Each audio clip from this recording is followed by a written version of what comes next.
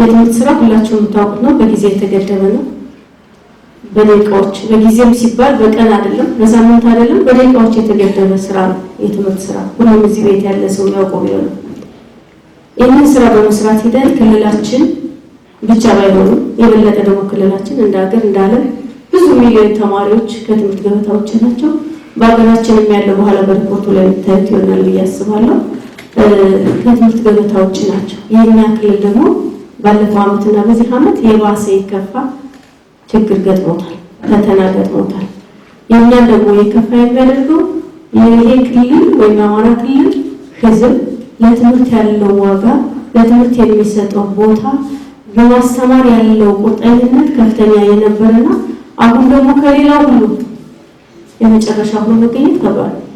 በሀገራችን ወደ 9 ሚሊዮን አካባቢ ተማሪዎች ከትምህርት ገበታ ውጭ ናቸው። ከዚህ ውስጥ 4.1 ሚሊዮኑ አማራ ክልል ላይ መሆን ያሳፍራል። በሚያሳፍር ሁኔታ ማለት ነው። ቀዳሚ በሽፋን በጥራት የተሻለ አበርክቶ በማበርከት ቀዳሚ የነበረ ክልልና ህዝብ ስለሆነ ይሄ ትንሽ ስሜትን የሚነካ ወደ መጥፎ አቅጣጫ እየመራ ያለ መሆኑ መረዳው ላይ የተገበራችሁ ያያችሁ እየሄዳችሁበት ያለ ስለሆነ ማለት ነው። ይህ ፈተና የገጠመን የአሁኑ ብቻ አይደለም፣ ታውቁታላችሁ። ከኮቪድ ጀምሮ እንደ ሀገር የገጠመን ፈተና አለ። የሰሜኑ ጦርነት ደግሞ ግጭቱ፣ ጦርነቱ፣ ችግሩ እንደ ሀገር ቢሆኑ ዋናው የጦርነቱን ሜዳ ያስተናገደው የአማራ ክልል ስለሆነ እጅግ በጣም የተጎዳ፣ ትምህርት ቤቶቻችን የወደሙ፣ ወንዶቻችን የተንገላቱ፣ በስነ ልቦና የተጎዳንበት ነበር የሰሜን ጦርነት። ጦርነቱ ሀገራዊ ነው፣ ግን መስኩኛ ጋር በሆኑ ደግሞ የበለጠ ድርድር ጫና የፈጠረብን ነው። የዚያ ትርፋትና ከዚያ ዳፋ የመጣ የጦርነት ልምምድ እንደ ጥሩ ነገር ወስደን ኢሚዲየትሊ ሳናርፍ ደግሞ ወደ ውስጣችን ግጭት መግባታችን፣ ከዛ በተጨማሪ ደግሞ ተፈጥሯዊ የሆኑ ድርቅና ጎርፍ የመሳሰሉት ህብረተሰባችን ላይ ያደረሱት ጫና በትምህርቱ ላይ ያመጣው ትልቅ ዳፋ አለ ማለት ነው። ወደ ክልል የተከሰተውን የሰላም ችግር ስናይ የትምህርት ተሳትፎ ጥራቱ፣ ፍትሃዊነቱ አጠቃላይ ትምህርት ስራችን ላይ ከፍተኛ የሆነ ችግር ፈጥሯል። በ2016 እናንተም እንደምታውቁት እናስተምራለን ብለን ያቀድናቸው 6.2 ሚሊዮን ተማሪዎች ነበር። ከዚህ ውስጥ 58% ብቻ ነው ያስተማረው ባለፈው ዓመት። በዚህ ዓመት ደግሞ ከባለፈው የባሰ ትምህርትን ማስቀጠል፣ ትምህርትን ማስተማር መንግስት አለ ማለት ነው፣ የመንግስት ኤግዚስተንስ አንዱ ማረጋገጫ ነው በሚል በጥብቅ ዘመቻ ስለተዘመተበት፣ የአማራ ህዝብ ራሱ በራሱ እንዲያጠፋ ስለተፈረደበት፣ ኃይለኛ ጫና አድሮበት ያለንበትን ደረጃ ታውቁታላችሁ። ገና 40% ላይ 7 ሚሊዮን አካባቢ ተማሪ መዝገብ እናስተምራለን ብለናል። በሰሜኑ ታጣቂ ኃይል የተሸፈኑ 9 ወረዳዎች ላይ 136,000 ተማሪዎች ጭራሽ ትምህርት በር እንዳይረግጡ የተደረጉ አሉ። በውስጣችን ያሉትን ጨምረን እስካሁን የመዘገብነው 40% ብቻ ነው። ይህ ብቻ አይደለም። ከተመዘገቡት ውስጥም ደግሞ ወደ ትምህርት ቤት ያልመጡ ወይም ትምህርት ያልጀመሩ ተመዝግበው እንደገና እንዳይማሩ በአንድም በሌላ ምክንያት ወደ ቤታቸው እንዲመለሱና ቁጭ ብለው እንዲጠብቁ የተደረጉ ህፃናት ከ400,000 በላይ ናቸው። ይህንን ስናይ ምንድነው ወዴት ነው ያለን በሚለው ነገር እንድናስብ ያደርጋል። 4.1 ሚሊዮን ተማሪ ማለት የብዙ ሀገራት የህዝብ ቁጥርና ከዚያ በላይ ነው። በዓለም ደረጃ ስናይ ወደ 106 አካባቢ ሀገራትን የሚበልጥ ዜጎችን የሚበልጥ፣ በአፍሪካ ስናይ ወደ 14 ሀገራትን የህዝብ ቁጥር የሚበልጥ፣ ከሀገራችን ደግሞ ወደ 6 ክልሎች የህዝብ ቁጥር በላይ የሆነ ነው 4.1 ሚሊዮን ተማሪ ማለት። ይሄ ማለት ምንድነው? እነዚህ ተማሪዎች አለማስተማር ማለት አማራ ክልል ላይ ብቻ የሚቀር ሳይሆን ሀገራዊ፣ አህጉራዊ፣ ዓለም አቀፋዊ ጫና ነገ ከነገ በኋላ በመጥፎ የሚተረጎም ትልቅ ዳፋ የሚያስከትል ሁሉም ቆም ብሎ ሊያስብ ማድረግ ያለበት ነው ማለት ነው። ቀላል ቁጥር አይደለም። በአንደኛው ክፍለ ዘመን ተቀምጠን ዓለም በቴክኖሎጂ በመጠቀምበት ጊዜ እያንዳንዱ ተግባር በኤአይ የሚሰባሰብበት ጊዜ ቴክኖሎጂና ኢንተርኔት ዓለምን አንድ ወደሆነበት ጊዜ ይሄን ያክል ተማሪ ቤቱ ይቀመጥ ማለት ራስን በራስ ከማጥፋት የዘለለ ትርጉም የለውም ማለት ነው። ይህ ማለት ሁሉም ሊያውቀው ይገባል። ሁሉም ሊያስብበት ይገባል። አትራፊው ማን ነው የሚለው ቆም ብሎ ሊያስብ ይገባል። ትርፍና ኪሳራውን በደንብ ማየት ይጠይቃል ማለት ነው። አሁን ግን ተስፋ አንቆርጥም፣ አልመሸም። ከሰራን ከተባበርን ከልብ ቆርጠን ከተነሳን ያለፈውን አንድ ዓመት ተኩል ጊዜ ማካካስ እንችላለን። ኮቪድ ያስተማረን አንዱ እሱ ነው። 7/24 ብንሰራ ቆርጠን ብንነሳ ማስተካከል የምንችል እንጂ ተስፋ ቆርጠን የምንቆምን አይደለም። አንቆምም። ችግሩን እንደ ችግር ይዘን ያን ችግር በሚመልስ መልኩ የዛሬን እንደ ዛሬ የትናንት የቤት ስራ ደግሞ ከዛሬ ጋር ደርበን መስራትን የሚጠይቅ ስለሆነ ማለት ነው። ይህ አይነቱ ችግር በትምህርት ስራችን ላይ የገጠመን ችግር ትምህርቱ ከዓለም ጋር እንዳይወዳደር እንዳይገናኝ ዓለም የፈቀደለትን ዘመን ያመጣው ቴክኖሎጂ እንዳይጠቀም ራሱ ተጠቅሞ ሀገሩን ወደፊት እንዳያራምድ ጸጋውን እንዳይጠቀም አእምሮውን እንዳይጠቀም ቫይረስ እየዘራበት ያለ መሆኑን በደንብ ማወቅ ያስፈልጋል። ይህ ብቻ አይደለም። ቅድም እንደገለጽኩት የክልሉ ሕዝብ ሀገረ መንግስትን በመገንባት መብቱ በማስከበር ልጆቹ በማስተማር በሀገር በዓለም አቀፍ ደረጃ የተባሉ ባለሙያዎችን የትኛውም ሴክተር ላይ በዓለም አቀፍ ተቋማት ብትሄዱ የአማራ ሕዝብ ልጆች የሌሉበት ተቋም የለም።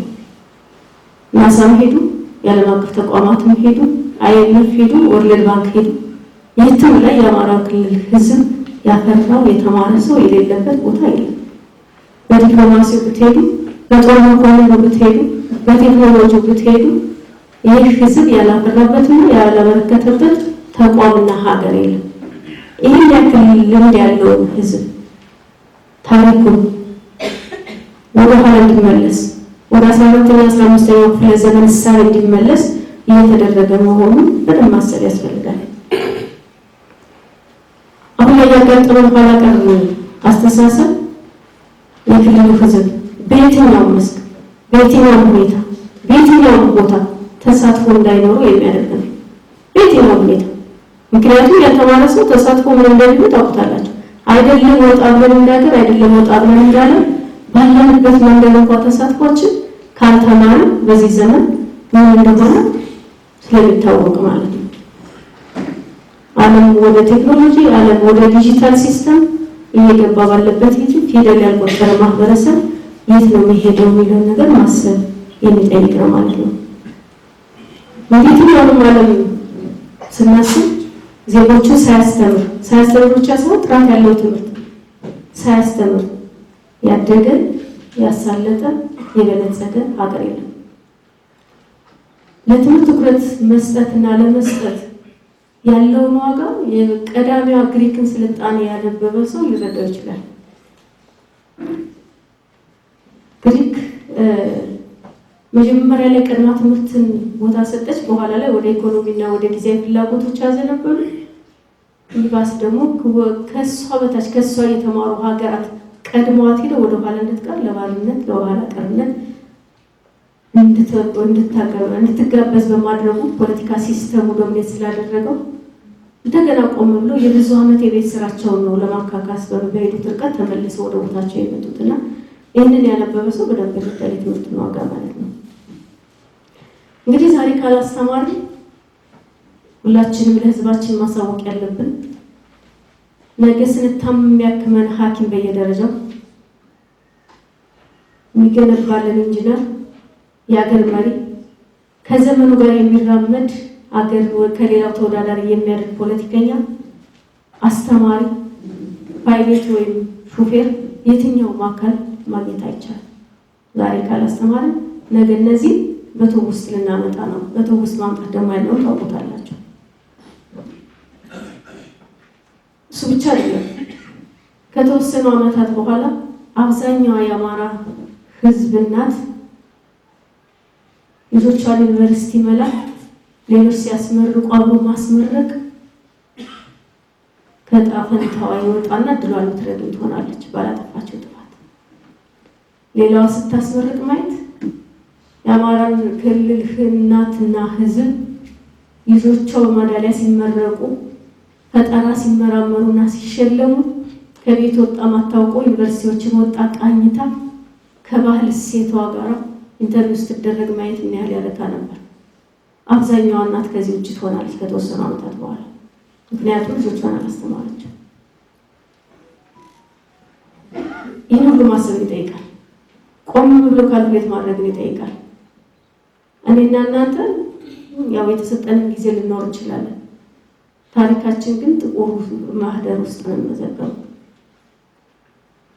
ስለዚህ ክቡራንና ክቡራት ትውልዱ በማደንቆር ወይም አይን በማድረግ የሚያተርፍ አለ ብዬ አላምንም። በተለይ ደግሞ ኢትዮጵያዊ ዜጋ ነው። ሌላው ሊያተርፍ ይችል ይሆናል። ኢትዮጵያ ወደ ኋላ ልትገኝ እርስ በርሷ እንድትተራመስ ቴክኖሎጂ እንዳትጠቀም ተፈጥሮ ሀብቷን እንዳትጠቀም በማድረግ ሌላው ሊጠቀም ይችል ይሆናል። ኢትዮጵያ ዜጋ ሆኖ የሚጠቀም ማለት የለም። ማንም ሊያተርፍ አይችልም። ስለዚህ ያልተመዘገቡ ተማሪዎችን ወደ ትምህርት ገበታ ላይ እንዳይገኙ እንዳይተሳተፉ ያለ ጥፋታቸው የተፈረደባቸውን ህፃናት እድላቸው እንዲመክን እየተደረገ ያለውን በደንብ በውል ተመዝግበን ተረድተን መላው የክልላችን ህዝብና ማህበረሰብ እንዲያወግዘው በቃኝ እንዲል ልንሰራ ይገባል። እዚህ ቤት ያለው ቀድሞ መስራት ያለበት በተለያየ የስራ መስክ ያላችሁ ናቸው ያላችሁ የተማሪ ወላጆች ልጆቻችን ቤት መዋል የለባቸውም ብላችሁ ወጣችሁ በየመድረኩ ልታወግዙ በሚዲያ ልታወግዙ ይገባል። መምህራን ማህበር የመምህሩ መብት እንዲከበር ሲገደሉ ወጣችሁ ስታወግዙን ያላየው መምህራን ማህበር ምስራቅ ጎጃም ላይ ጠንካራ ቅን ትሁት የሆኑ መምህራን በቀን ያለ ጥፋታቸው ሲገደሉ መምህራን ማህበር ወጥቶ አላወገዘም። በሚያሳዝን ሁኔታ ወጥቶ አላወገዘም። ማህበር ምንድነው ትርጉሙ? የሃይማኖት አባቶች የትኛውም ርዕሰ መምህራን ሱፐርቫይዘሮች ጓደኞቻችን ሊሞቱ አይገባም ማለት ይገባ ነበር። መምህሮቻችን ሊታገቱ አይገባም ሊባል ይገባ ነበር። ትምህርት ቢሮና የትምህርት ቢሮ አመራሩ ብቻ በመናገር የሚመጣ ለውጥ የለም።